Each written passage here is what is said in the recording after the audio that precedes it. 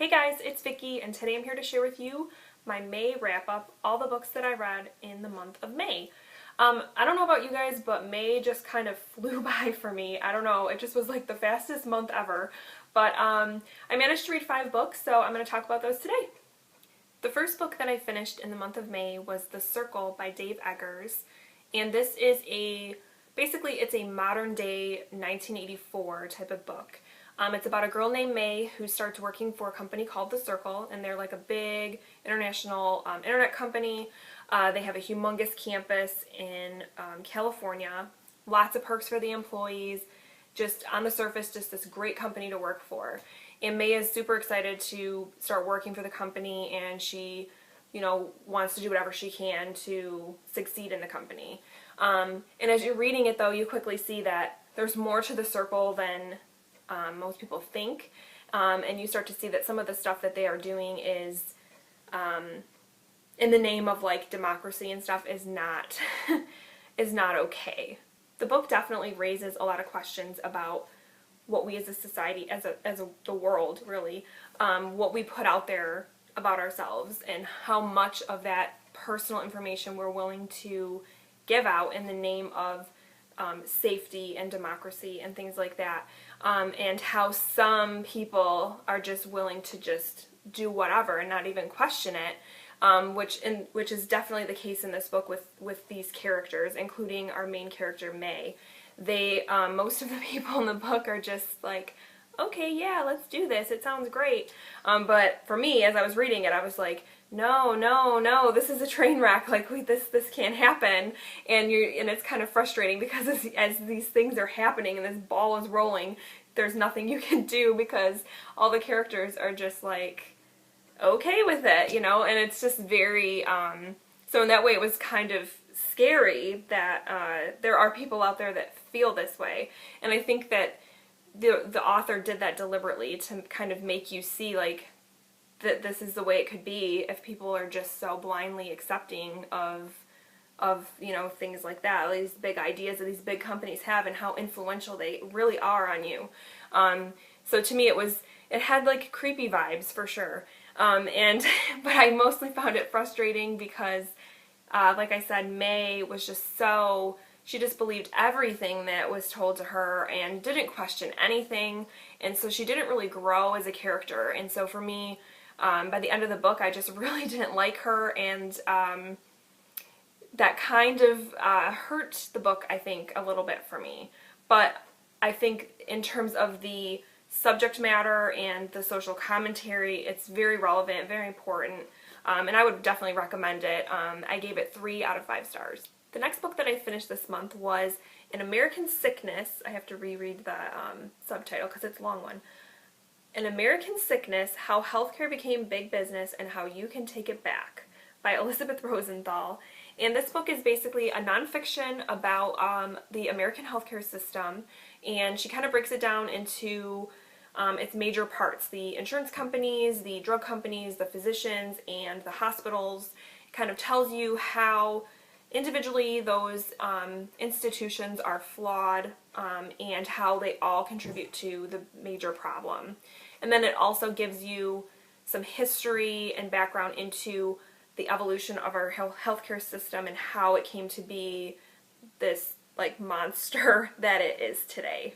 Like nonfiction can sometimes do, some of the facts and terminology and all that stuff kind of went over my head when I was reading it, and I had to kind of go back and reread passages because sometimes it just like wasn't sticking because there's just a lot of information and it's a very complex system. So breaking it down into like layman's terms can probably be difficult, for the writer. But I think that Elizabeth Rosenthal did a good job overall and made it very and just kind of made the breakdown of this system just easy to understand for the most part.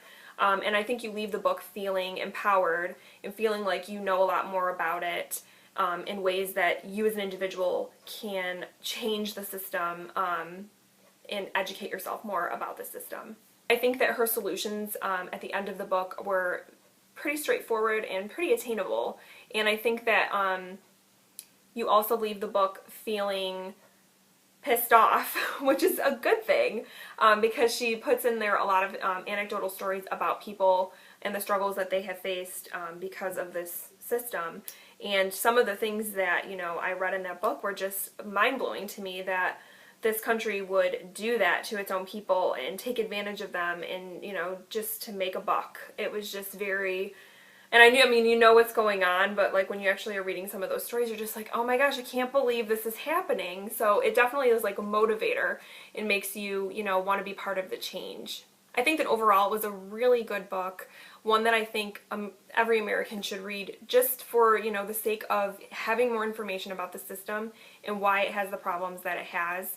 So I definitely recommend it to everybody, and I gave it 4 out of 5 stars. The next book I read was The Good Girl by Mary Kubica, and I actually did a full book review of this book, so if you want to check out that video, I will link it down below. But I'm not really going to say too much about it because I did a whole video about it already, except that I didn't really care for it, and I gave it 2 out of 5 stars. The next book that I finished in the month of May was Down the Rabbit Hole by Peter Abrahams, and this is a middle grade young adult mystery about a young girl named Ingrid who kind of accidentally witnesses a murder of sorts. And rather than going to the police because she's afraid that in some way she'll be implicated in what happened, she decides to solve the murder herself, while also trying to like maintain her, you know, normal 13-year-old life. And overall, I thought that it was a really nice little mystery. I kind of figured it out, not super early, but I did figure it out before the ending. But I think that kids that, you know, this book is geared towards would really enjoy, you know, figuring out that mystery. And I did enjoy reading Ingrid in her figuring out the mystery. The one thing that I wish this book would have had more of was a connection to Alice in Wonderland. It's called Down the Rabbit Hole, so immediately I was like, ooh, Alice in Wonderland, and Alice in Wonderland is one of my favorite, you know, books. You know, Alice's Adventures in Wonderland and Through the Looking Glass. I've read them multiple times, so I was really looking forward to seeing what kinds of connections there would be in this book, and there really weren't very many, other than Ingrid is in a like community theater play of Alice in Wonderland, and she's playing the lead role of Alice. But other than that, there isn't a whole lot of connections to like what's going on with the mystery and stuff and Alice in Wonderland. This is the first book in a series. I believe there are 2 more books, and I think I would probably read them if I came across them. I'm not going to go like seek them out or anything, but if I came across them, I'd probably read them again. There were some things within like her family and some of the characters that were brought up in this book that weren't completely like finished off. So I'm wondering if maybe in the following books those things will be, you know, answered. So I don't know, I guess I'll have to find out if I ever read the books. But yeah, there were definitely some questions and some plot points, little subplots that were brought up but didn't, you know, completely pan out in this one. So overall though, I thought it was a pretty good little mystery, and I would definitely recommend it, and I gave it 3 out of 5 stars.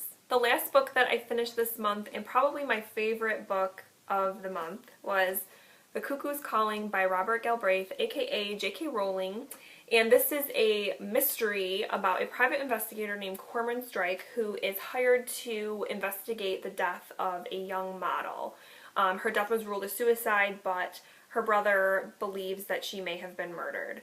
And I overall really enjoyed this mystery. I think that it was just totally solid. It was I was wanting to read a detective mystery kind of book this month, and this one totally fit the bill. It totally fulfilled what I was looking for.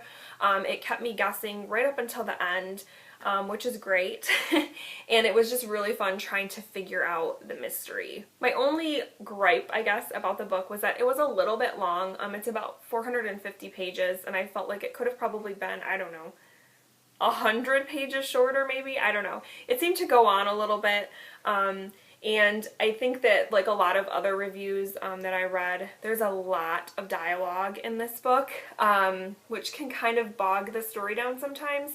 But then I guess when I think about it, he is a detective and he's going out and meeting all these random people and asking them questions and having conversations, so it's like, well, how else are you supposed to do that? But it was kind of, like I said, bogging the story down sometimes, but I don't think that it hurt the story overall. I gave this book 4 stars out of 5, and the reason was because of the character Cormoran Strike. I just totally loved his character. I thought that he was just a perfect combination of like having that wit and that intelligence, a little bit of humor, but then he's also, you know, got his flaws. His personal life is kind of in the crapper, so you feel for him, but he's, you know, he was just so great, and I just really enjoyed him. And I also enjoyed his assistant Robin. I thought that the two of them really just complemented each other. And there was one other character, Guy Sommet, who was a fashion designer in the book, and he was just so sassy and crass, and I really enjoyed him too. He reminded me of one of my really good friends. So I really enjoyed him as well. So I think the characters in this one for sure. The mystery was great, but the characters for sure were awesome. And I'm so glad that there are 2 more books in this series so far, because I definitely want more Cormoran, and I actually have the second one, so hopefully I will be picking it up soon. Well guys, that is my May wrap up. I think that overall I had a pretty good reading month. I had some books that I really liked and some that were just okay, and you know, that happens sometimes, so whatever, it's okay.